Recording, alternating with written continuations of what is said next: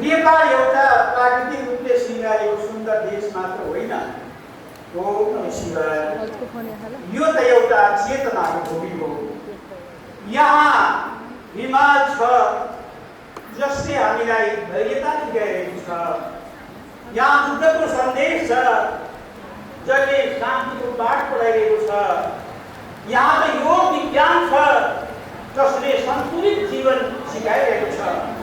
विश्वले प्रगतिमा प्रगति गर्यो, भौतिक उपलब्धि प्राप्त गर्यो, तर मानसिक शान्तिको लागि विश्व अझै पनि विकास भइरहेको छ।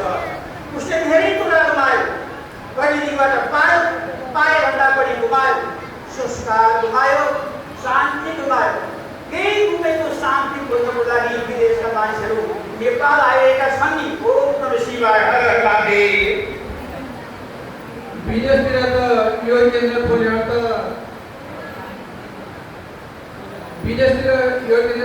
होडबाजी नै चलेको छ गुरुजी। यो केन्द्र खोल्नेहरू त करोडपति भएका छन् नि गुरुजी।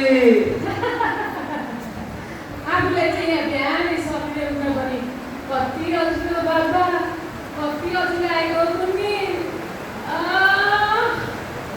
जिउ पनि असलै दुख्न थालेको छ। भोलिदेखि चाहिँ म पनि योग गर्नेछु।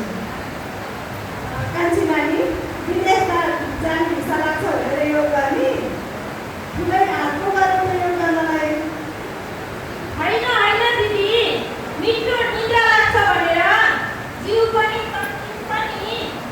ओम नमः शिवाय। हर हर महादेव। होइन नानी, योग भनेको जिउलाई बटार्ने, जिउ तन्काउने क्रिया मात्र होइन। योगलाई त हामीले संस्कारको रूपमा अपनाउनुपर्छ।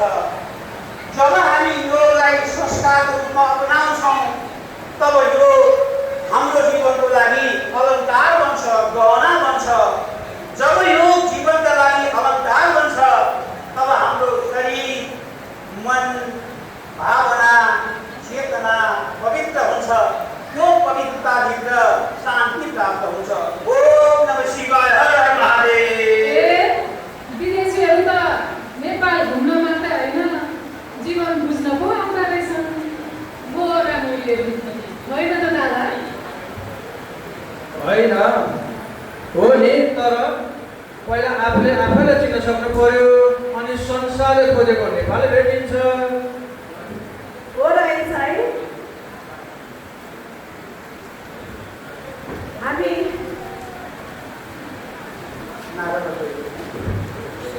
विश्वगुरु देश बन्छ भनेर भनेको त साँच्चै पो रहेछ त।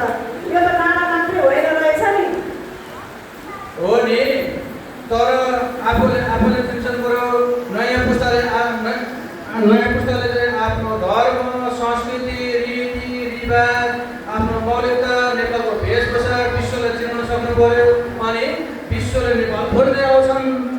ओम नमः शिवाय। हर हर महादेव।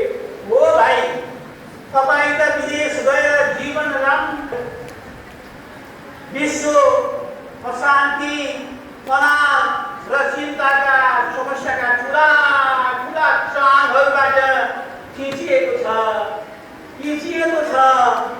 झेलिएको छ। विश्वका मानिसहरू शान्ति, सन्तुलन र जीवन दर्शनको लागि खोजिरहेका छन्। त्यो जीवन दर्शन, त्यो शान्ति, त्यो सन्तुलन हाम्रै देश नेपालमा छ। त्यसैले नेपाललाई छिटोभन्दा छिटो योग रूपको देश बनाउनु परेको छ। बरु तपाईँहरू पनि अभियानमा लाग्नुहोस् भाइ। ओम नमः शिवाय। ओम नमः शिवाय। लौ आजदेखि हामी योग जागरण अभियानमा लागौँ न त। आहा, मलाई त यो कुरा साह्रै चित्त बुझ्यो। कान्छी, तिमी के भन्छौ त? मैले त अघि भनिसकेँ, म त भोलिदेखि नै यो गर्नेछु। आहा, कति राम्रो सकारात्मक शब्दभाव सुन्न पाइयो। यहीँबाट यही ठाउँबाट चाहिँ आजैबाट चाहिँ यो गीत गाउँदै गाउनु पसौँ न त। ओम नमः शिवाय। हर हर महादेव। कति राम्रो प्रस्ताव। हजुरहरूको प्रस्ताव राख्ने बित्तिकै गुरुमाता आउँछ। नमो नमो गुरुमाता। नमो नमो।